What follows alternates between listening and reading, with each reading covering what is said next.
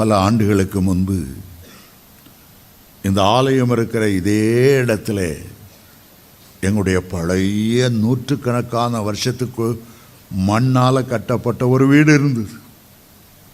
இந்த வீட்டு மேலே நிறைய சாபம், பிசாசு போராட்டம், என்ன செய்தாலும் உருப்படாது. கடன் கடன் கடன் கடன் பிரச்சனை என்னை வாட்டி வாட்டி வதைத்தது.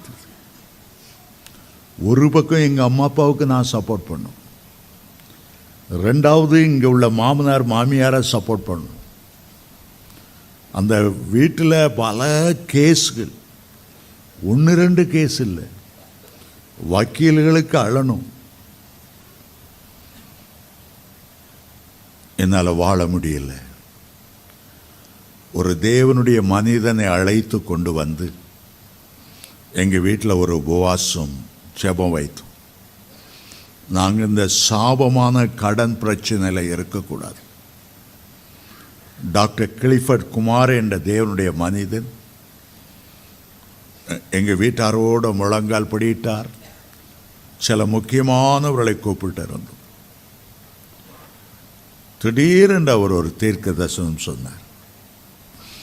இன்றோடு உன்னுடைய சாபம் ஒளிந்து போகிறது, இன்றோடு கடன் பிரச்சனை ஒளிந்து போகிறது, இன்றிலிருந்து உன் பாத்திரம் நிரம்பி வழியும், இன்றிலிருந்து ஆசீர்வாதமான நாளை உனக்கு தருவேன்.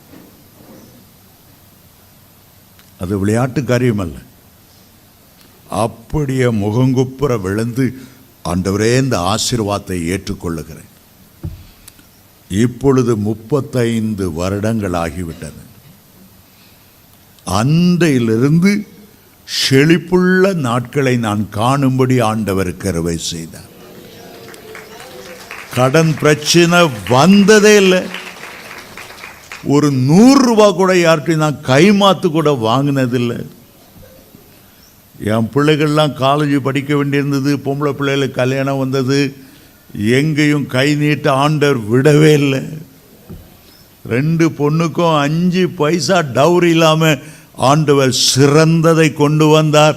நகையும் கேட்கல, டவுரியும் கேட்கல.